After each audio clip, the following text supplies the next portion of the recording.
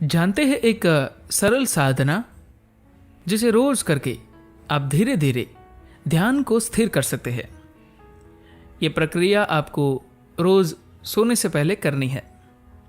प्रश्न: सद्गुरु, मैं अपनी एकाग्रता को लेकर बहुत परेशान रहता हूं।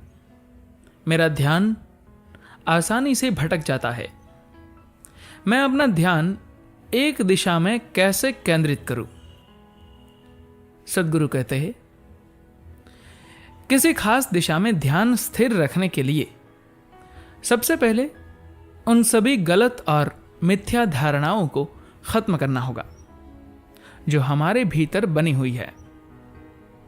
इसका मतलब होगा कि अपने हर विश्वास को उठाकर एक तरफ रख दीजिए। आप कहेंगे कि आपका विश्वास सामाजिक जीवन के लिए उपयोगी है। ठीक है, लोगों के बीच रहने के लिए कुछ लेन देन करना पड़ता है।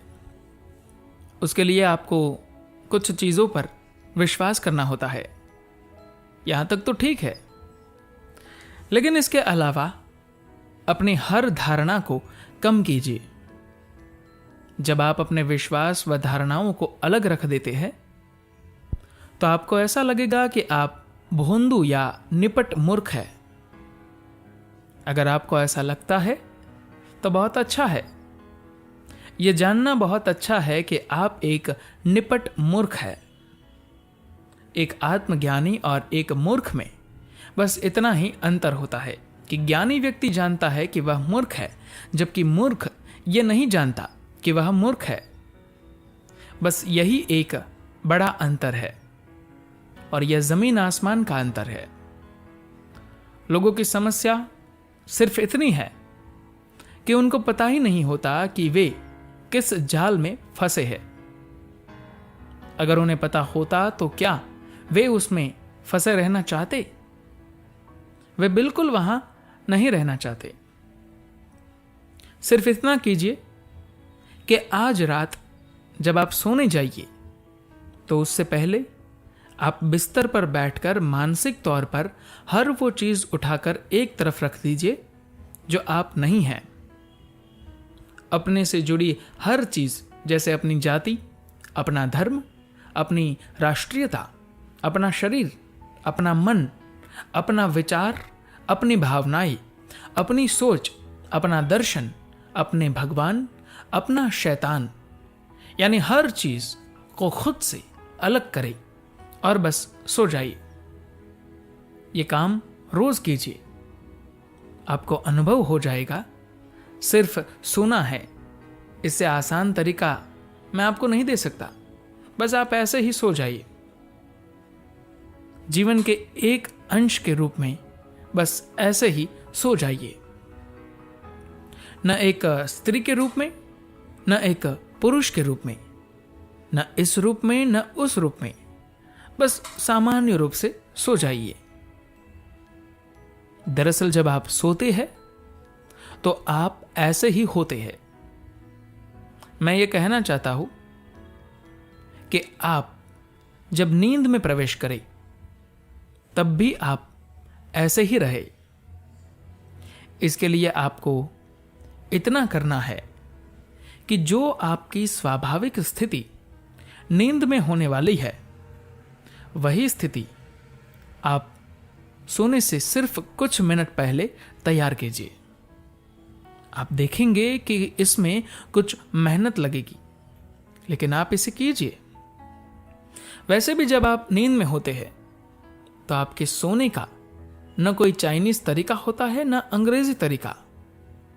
आप अंग्रेजी या फ्रेंच में नहीं सोते हैं।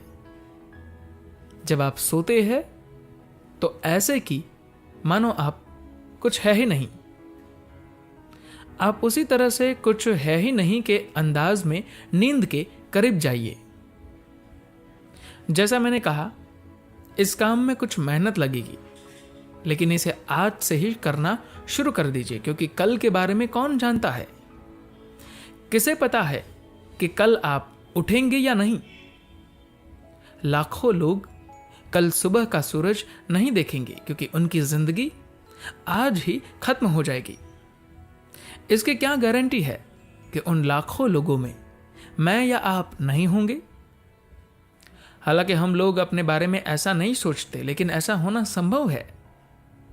हालांकि हम नहीं चाहते कि ऐसा कुछ हो, लेकिन ऐसा हो भी सकता है। लेकिन मौत एक ऐसी चीज है जो हमेशा दूसरों के साथ घटित होती है। दूसरे लोग मरेंगे, हम और आप कहां मरेंगे?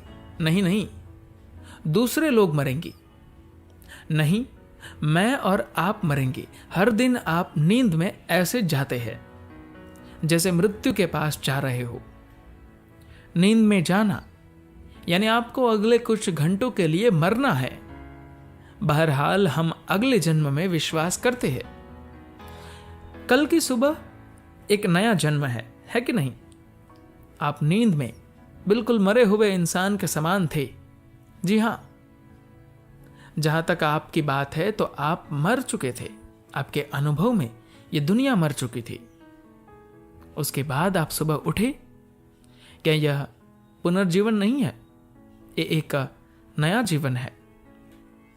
तो आज की रात भी आप मौत की तरफ जाइए।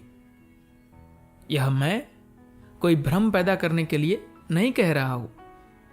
चलिए, सब ठीक है, ऐसा कुछ भी नहीं है।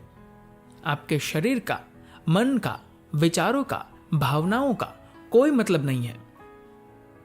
आपने जितनी भी पहचान अपने ऊपर थोपी हुई है, उन सब का कोई मतलब नहीं है।